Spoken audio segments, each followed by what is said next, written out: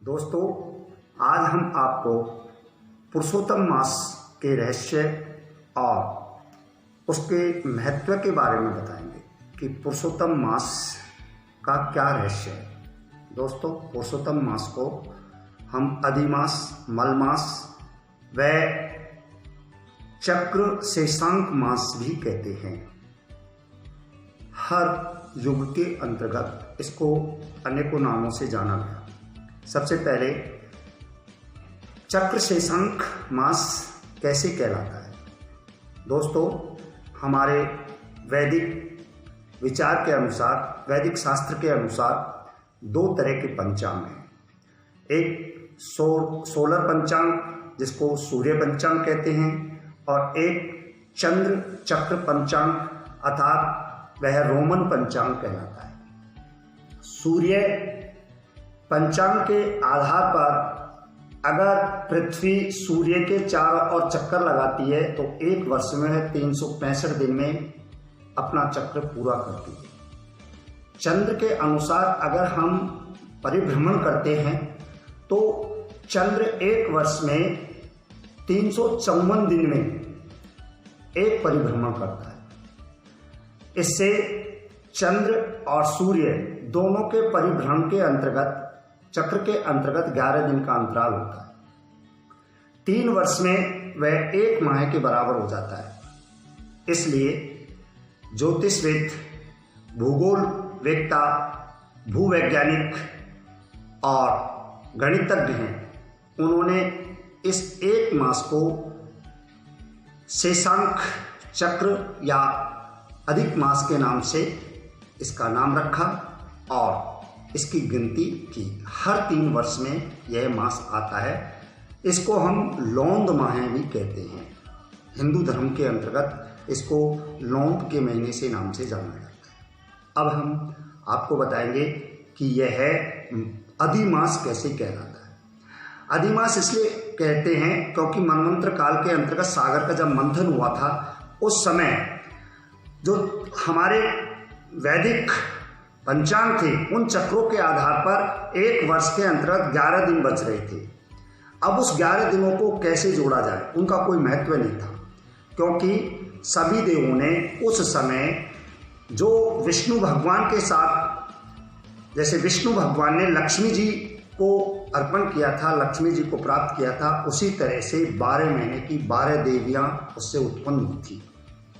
और ये एक शेष जो दिन थे उसमें ये अधि नाम की देवी उत्पन्न हुई थी। कहते हैं कि पुरुषों का महत्व हमेशा स्त्रियों से बढ़ा है। तो इसमें स्त्रियां, जब सभी देवों ने उन स्त्रियों को, उन देवियों को अधिग्रहण किया, प्राप्त कर लिया, तो उनका मान बढ़ गया। अब ये देवी है, इसको किसी ने ग्रहण नहीं किया, क्योंकि यह मलिन देवी थी, यह दीन देवी थी, गरीब थी, कुरूप थी। इसलिए कोई भी इसे प्राप्त करने के लिए तैयार नहीं हुआ।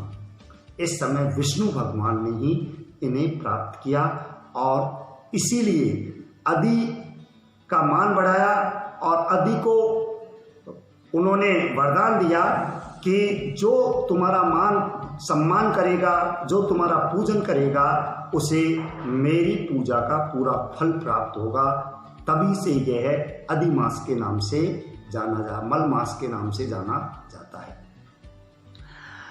मल की जो देवी थी, वो मल की देवी जब बहुत दुखी रहती थी, उससे कोई अन्य देवियां बोलती नहीं थी, उसका कोई मान सम्मान नहीं करता था, तो विष्णु भगवान है उसको अपने गोलोक में लेकर गए। कहते हैं कि गोलोक जो है विष्णु भगवान का श्री कृष्ण का रूप है और श्री कृष्ण भगवान वहाँ पर विराजमान रहते हैं।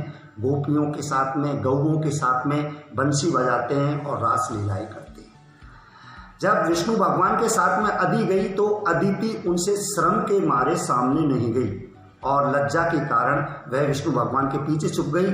तो विष्णु भगवान के पीछे छुपे हुए जब श्री कृष्ण भगवान ने उसे देखा तो उसने उसका बहुत सम्मान किया, मान सम्मान बढ़ाया और उसने कहा कि यह लोग दीनहीन और गरीबों के लिए है और हम आपका पूरा सम्मान करते हैं।